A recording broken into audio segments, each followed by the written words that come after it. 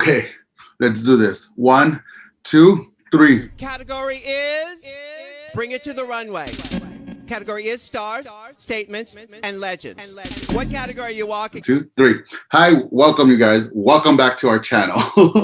We're two divas review, and we're reviewing season 13 of Drag Race. How are you, Valerie? I'm chilling, fucking shit up in my solidarity. How are you, Chris? I'm good. Thank you. Are you ready to talk about today's first episode? Yeah, I'm ready to talk about the shenanigans and tomfoolery that had happened on, this one episode. Jesus fucking Christ, man. It man. would not be Drag Race if we didn't have a lot to say about this damn fucking episode. Wow. They Magnolia Crawford one girl, so hey, it's cool. Right? I mean, they pork chopped one girl. I hope they don't do the same thing that they did to Shangela and bring that girl back 3 times this season. Like beginning, middle, and end. Like right before the finale, it's like, hey girl, you remember her? Yeah, she's back. Yeah. I mean, but we all know she doesn't win because Shangela never won. Wow. Let's get started. So talk about who walks in the room first. We have Miss Candy Muse, first one in. From the hood to Hollywood. And legends. First one to walk in this season, and her first thing that she said on camera is from the hood to Hollywood. What did you think? I can see it. She seems like a bougie bitch. I'm actually digging her personality. I thought in the beginning I was gonna be like, but she came in, she's confident. She literally told you who and what she's about. I'm in for it. Candy Muse is wearing this deconstructed, distressed denim, strapless little number. Very reminiscent of Aja's denim look. And no, not Aja, Dahlia's denim look. And speaking of Aja, it's a former house of Aja. Who would have known? But she talks about how much she hates and how she doesn't. Now, let me take that back. She doesn't talk about how much she hates it. She talks about how much she is no longer part of House of Aja. And that makes me feel like she really hates being put in the House of Aja still. So she just wants to, separate that she's not there anymore. Exactly. I mean, if you have a legacy or a backstory, we see where her storyline's going. We're going to get to the bottom of why the House of Aja broke up. But I love it. And especially with the boombox that matches, bitch, she did that. And that was also made by Ray Ortiz, an LA designer. And I'm really, really infatuated with this man. Fine, talented, and he has a cute puppy. Baby. Amazing. Ray Ortiz, one of the best people to. I mean, I've seen so much fashion of his, so I'm happy to see that he got onto the show. So who do we have next? Next up, we have the filler queen, Miss Joy J. Category is Filler queen.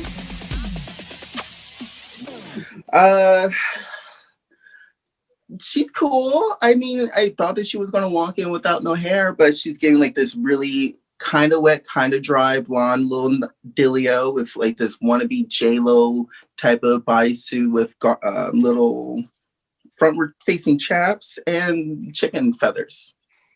Chicken feathers, which was the whole point, and they couldn't stop talking about these damn chicken feathers. I don't see a problem with chicken feathers. That's what I was about to ask you. How much cheaper is chicken feathers than any other type of feather? Well, chicken feathers you can probably get three boas for $10, and then you can get an ostrich feather boa for maybe at the cheapest $25 to $35. And the first thing Candy Muse said was chicken feathers, and she would not drop the thing, the chicken feather. And she didn't drop it in the lip sync either. Well, when they were asking her questions, what did this outfit say about you? I like to cluck and I like to buck. Girl, what? I mean, look, I like the look. It's a beautiful, well put together outfit. Whoever made this is great, has great craftsmanship, especially with the chaps that go all the way down to the boot. it's just, I mean, she was ready to lip sync. We'll say that. Which, well, we're going to talk about the next queen, and she was not ready to lip sync. No, not at all. Next up, we have Miss Denali. Okay. First one in. Winner's coming first. She came in with like this strapless marabou feathered number. If you have like a reference point, it's literally a white version of Miss Cracker's entrance look, but in white. So basically, she's like Elsa, but ice skating. Yeah. And then she had this long fuck off braid that went all the way around. Didn't care for that, but hey, it's a walk-in look. And she had ice skates, which, well, I mean, we all know she had ice skates on. She obviously did not expect to be lip syncing. Who did? Nobody really did know that they were going to be lip syncing. What did you think of her look? It was cute. What did you think of her? I loved it. It gave me, this is what you would think of like a dressed up. You see, for me, when you're walking in, you want to do cocktail kind of a cocktail look. So it's like not too dressed up because you don't want to, give them already the best look, but you sure want to not look pedestrian. Yeah, but well, here's my take on it. I feel like if it's your entrance look, it should instantly be like, hey, this is what I'm about. And all I got is that she has a lovely budget and she ice skates. Well, let's talk about pedestrian. Let's talk about who came in next. Miss La. Oh, what you say? What you say? Valerie is here to slay.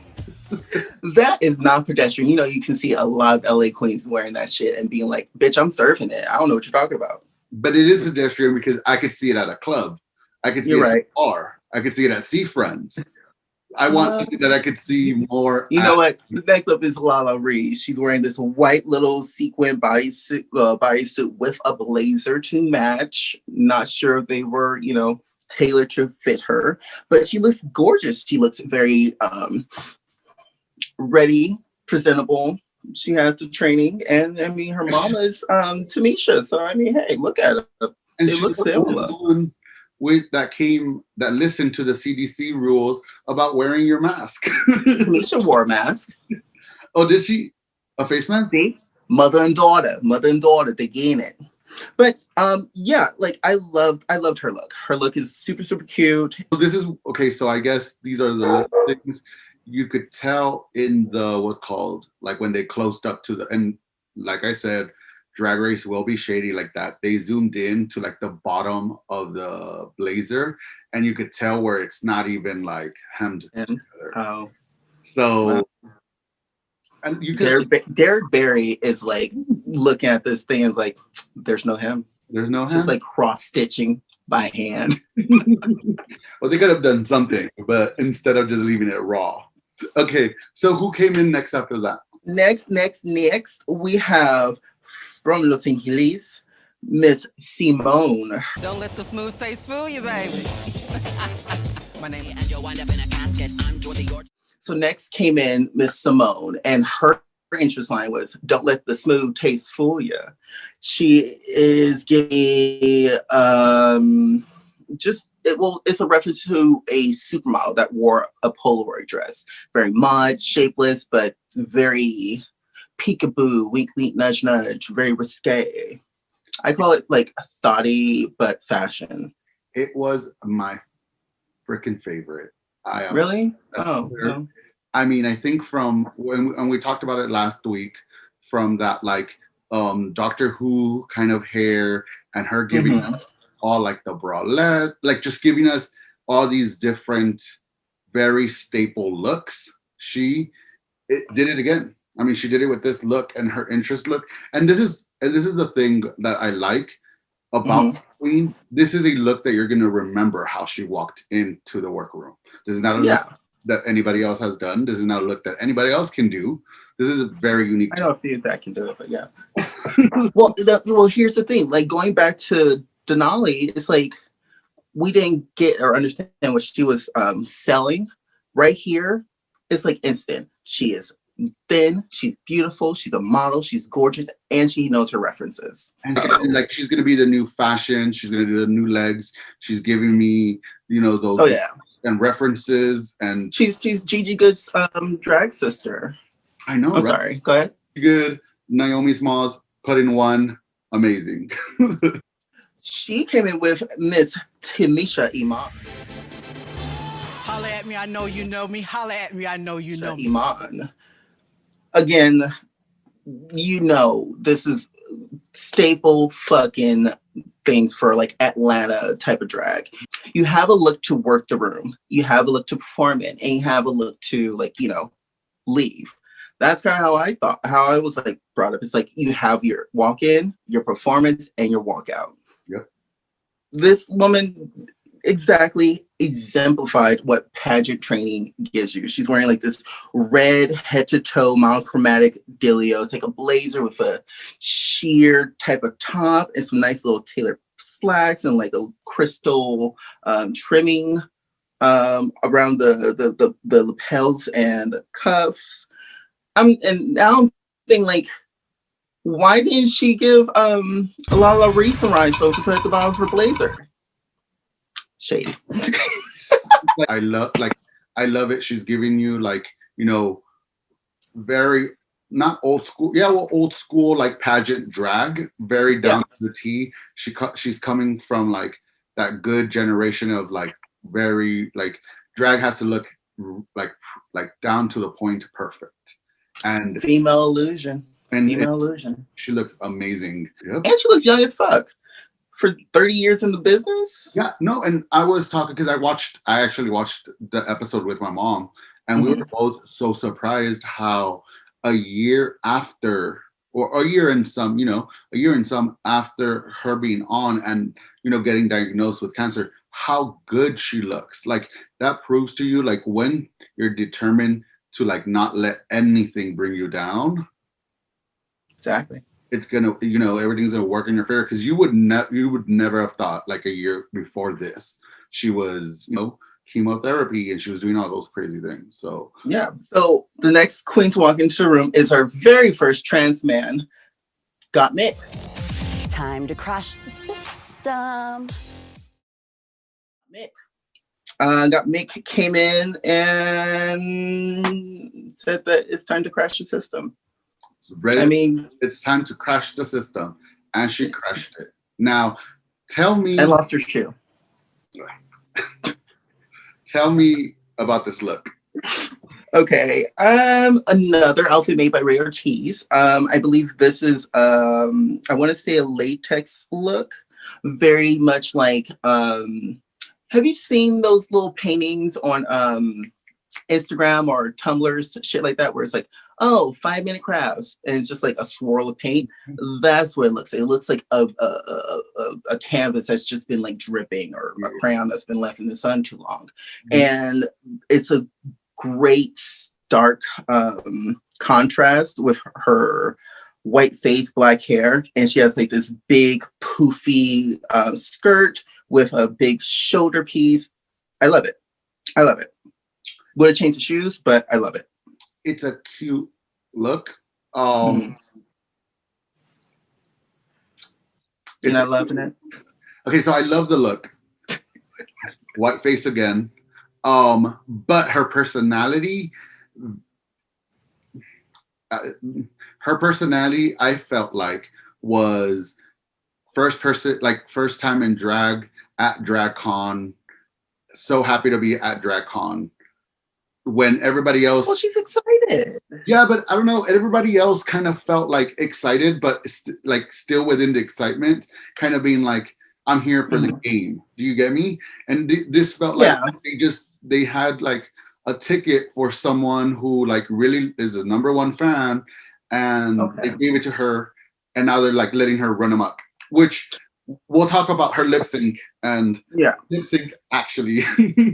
Now another thing. I'm just going to say, like, I don't feel like we're misgendering Gottmik as a female impersonator, as a drag queen, by us calling her she. It's kind of like just drag jargon and like gay lingo, but we do respect the fact that he is a trans man and is the first trans man to represent a femme side of the trans community.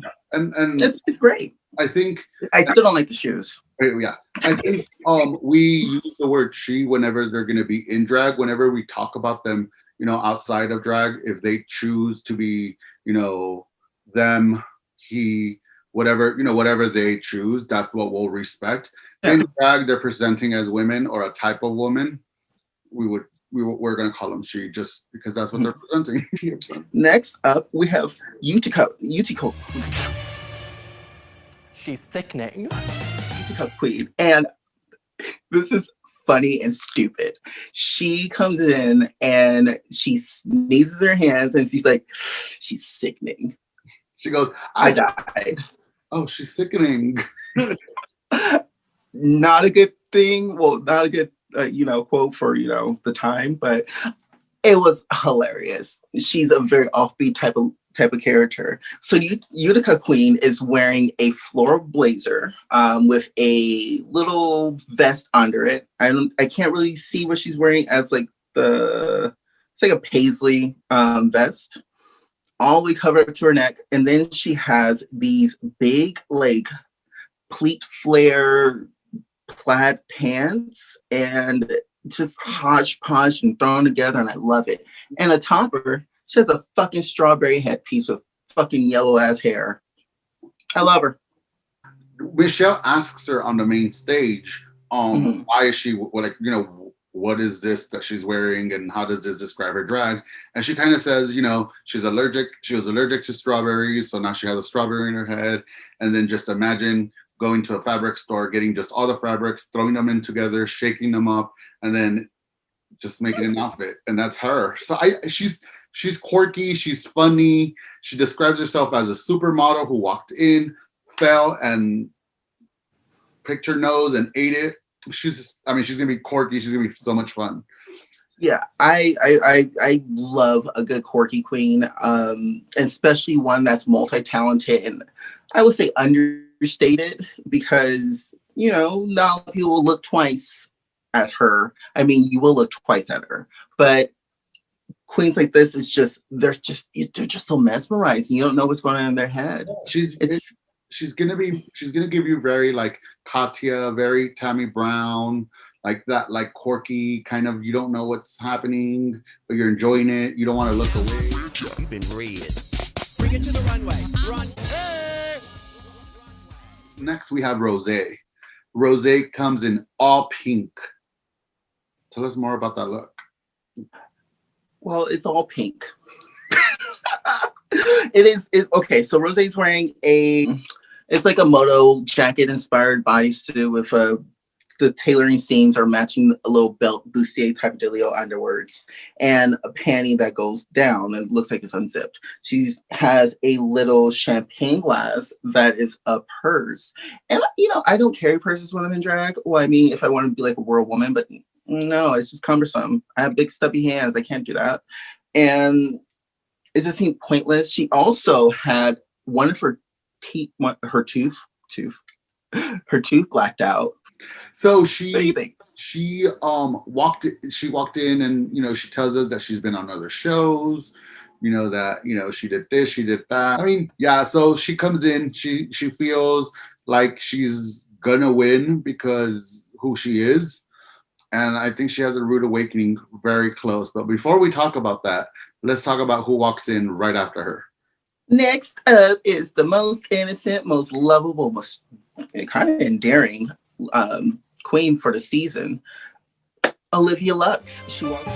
Lux, be a lady tonight. Olivia Lux. She walks in and she says, "Lux, be a lady tonight." Very referential, very cute. I love the little kind of like Marcel swoopy hairstyle that goes into a ponytail for some reason. I don't know why. And a color blocked rouged velvet dress. It's a halter style gloves, all opera length gloves, and it's beautiful. Honestly, a rouged velvet dress. You know, very understated. Not a lot of people love it, but you know, hey, I don't like these colors together. They look like strawberry and banana, and it makes me want a smoothie. But she looks good. And she can't believe that she walks in and she sees Rose. She knows Rose. She's been a fan of Rose. She apparently Rose was one of the judges at one of the shows that Lux started at. So it was a very like it was a cute moment. It reminded me of when when Jocelyn Fox met Courtney Act.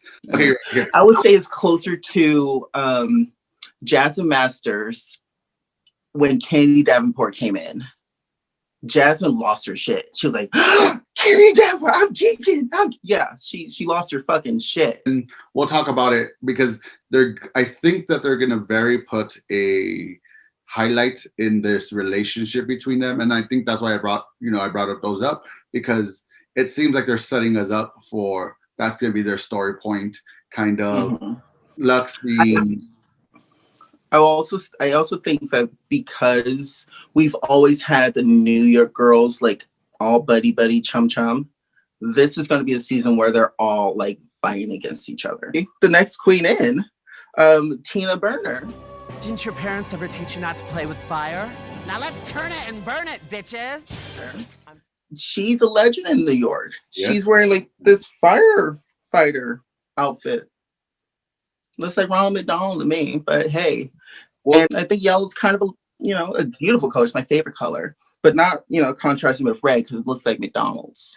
Yeah, and we will talk about the next person said she looked like a hot dog. I liked it. It was a cute look. She seems very fun. She's giving me very like Nina West, like the other, she's giving me really Nina West, and I love that kind of sense of humor, and I love that showmanship and everything. So I think she's gonna be very fun. She has she's already coming in and having all the puns, and she's shady. You could tell that she loves a good shady queen because she for sure falls in love with the next girl. Who was the next girl? The next girl, well, the next woman is the beautiful, the stunning, it's Cop Mora Hall. The Mackie doll is finally out of her box. Cop Mora, okay? Not Kim Mora. Yeah. Cop Mora. Get it right. Yeah, She is wearing label horror. She is wearing a original Bob Mackie dress that she had reconstructed to fit her body because she is what? Sample size. So she walks in and she says, the Mackie doll is finally out of her box. And literally, I love it. I love it. She stands next to Tina Burner, makes Tina Burner look like a fucking man in a dress. The Megatron thing. Yeah. I mean, she's wearing like this, I would say like a peach sorbet type of pleated, high slit, marabou feathered marabou feathered top, and it's gorgeous. Her hair's done, her shoes match. That's how you know a bitch has money. Her shoes match her outfit. Die to match, girl, die to match. Amazing outfit.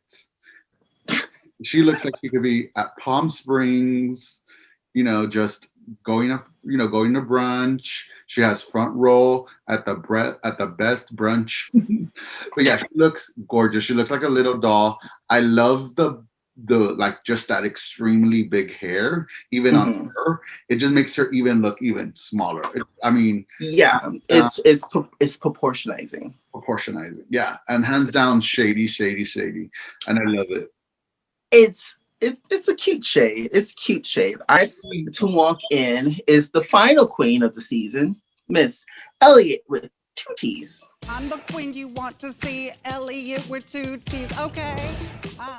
And Elliott is wearing a red vinyl, like bustier strapless little crop top dealio, high-waisted little pants, and a windbreaker. Very 90s, very commercial, and very like real woman housewife.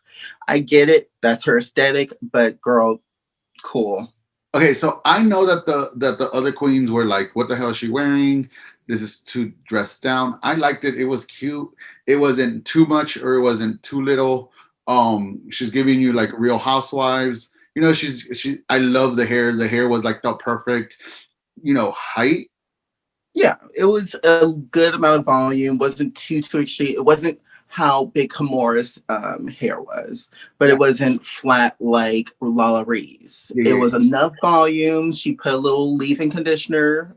that is it for all the walk-ins. So they did walk in 2x2, and I mean the only ones that didn't walk 2x2 were the last three queens we had that were Burner, Kimura, a Hall, and Elliot with two T's. And here's some little tea on that one. Don't know if it's true or not. I heard it through the grapevine. Apparently there were supposed to be 14 queens, but the 14th queen did some shit and was disqualified. I mean, at least they got her before the show aired, and then had to edit around her. Who knows what will happen if that happens? Shit. So the tea, and we could have a little tea corner right now. The tea is that the queen who was supposed to be the fourth one, and there's two teas, and that's how kind of we'll bring it back. But so the tea is that the queen who was supposed to be the fourth one, was a New York queen who would go grab people's phones and send out pictures without permission.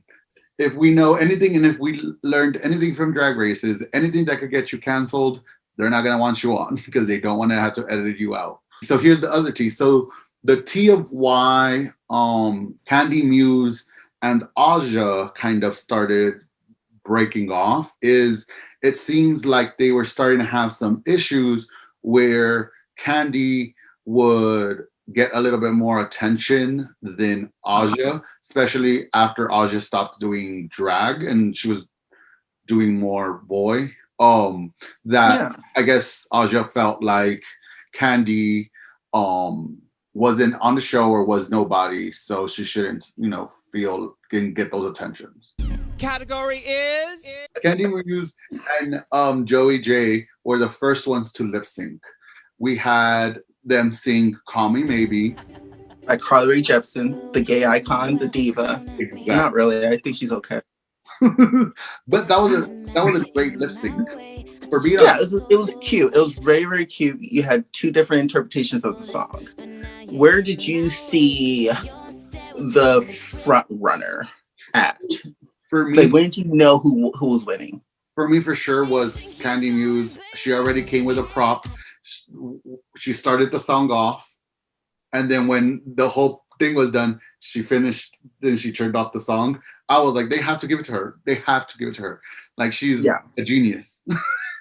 It's very understated, and that's the thing. You pull their attention when you like, oh, why is she walking over there?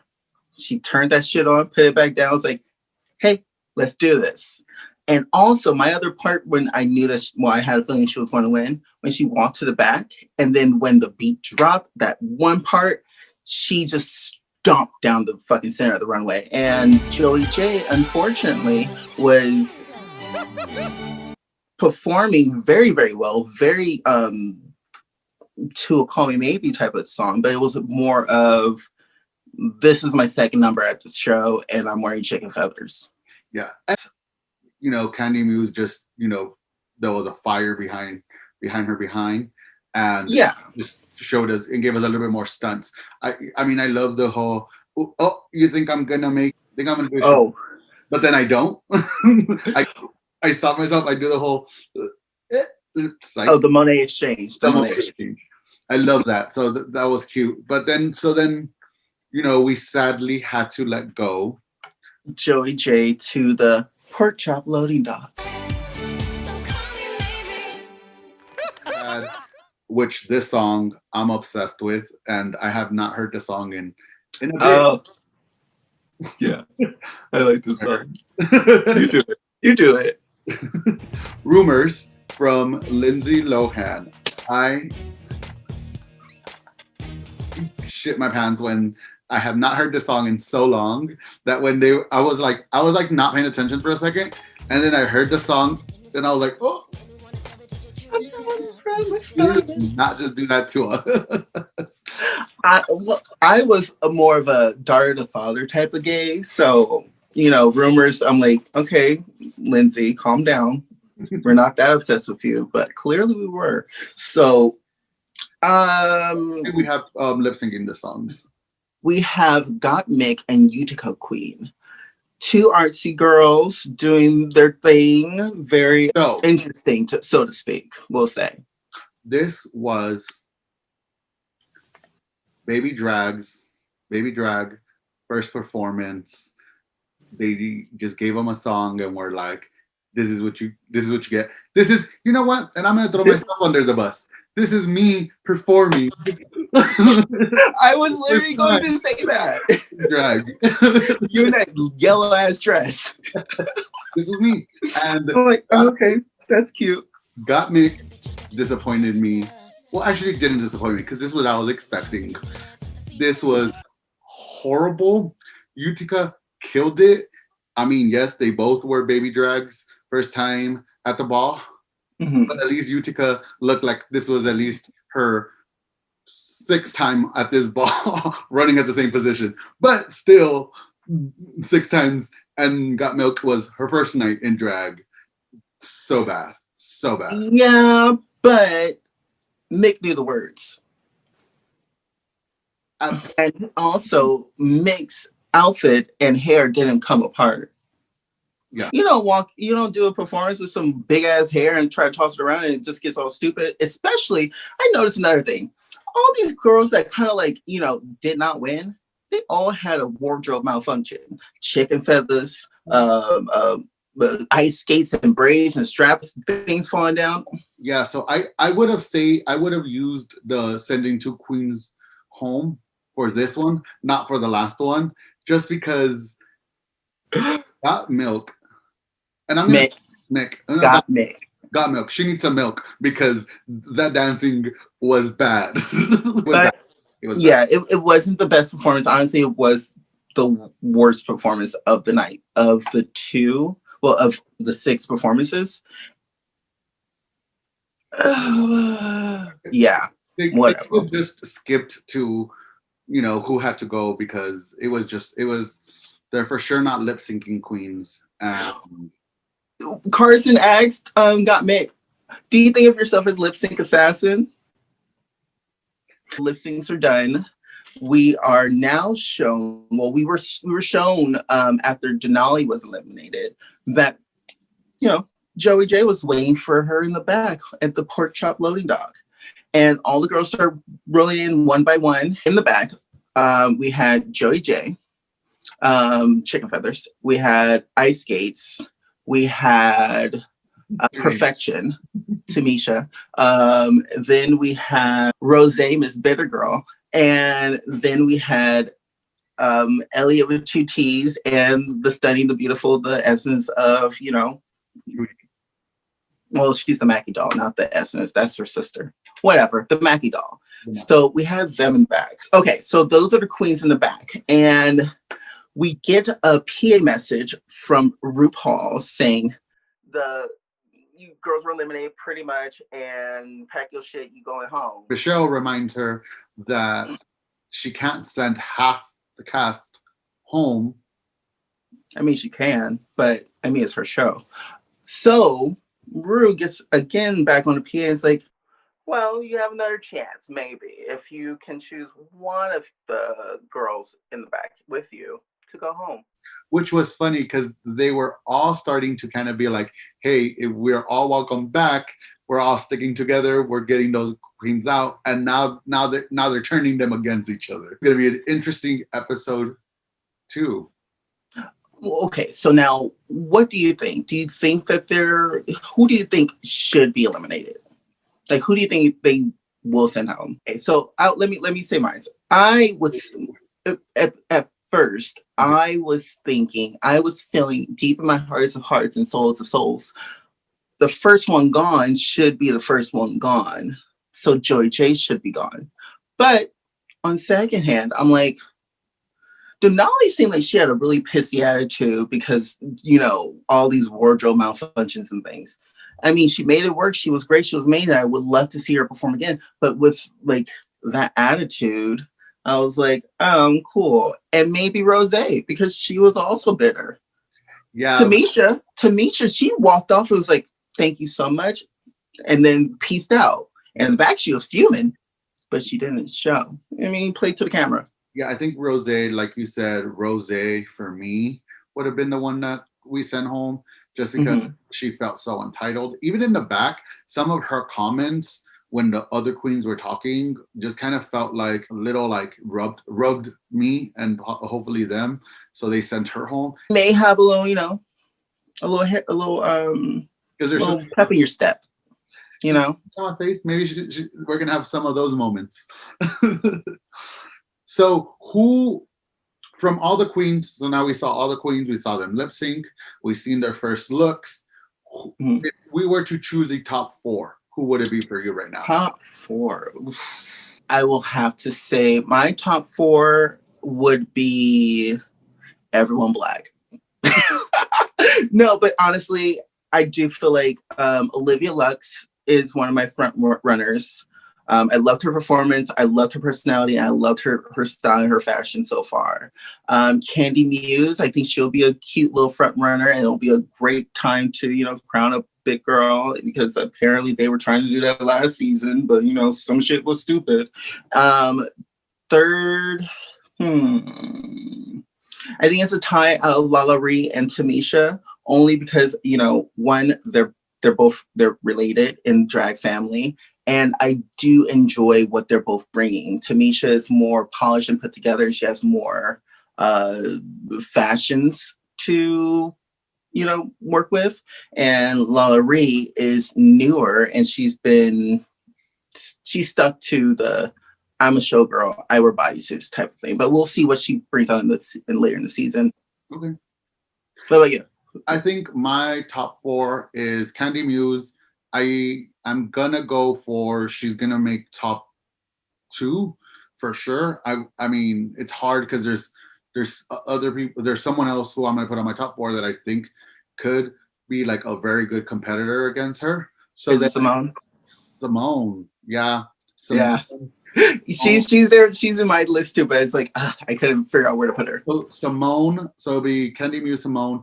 Simone can actually take this. So I'm kind of like hoping, because I mean, I would love for either or to win. So those are 2, and then I would add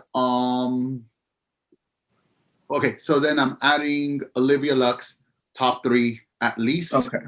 And then for my last one is Kimora Hall, which she's gonna bring us the fashion. She's gonna, yeah. So it's between the 4 of them who would be like top 4. I feel like these 4 for sure will be top 4.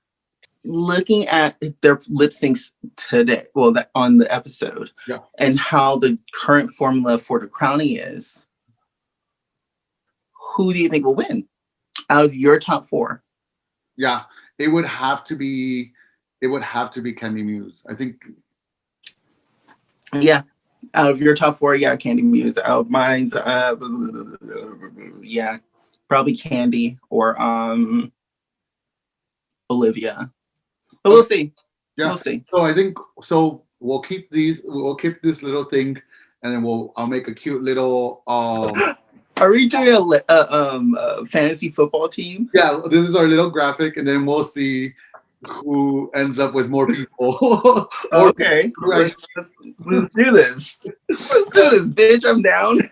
But this was amazing, you guys. I hope you guys are enjoying our reviews so far. I am Chris once again. My Instagram is Chris Diva, and remember, you can listen to my podcast, Hard Talks with Chris.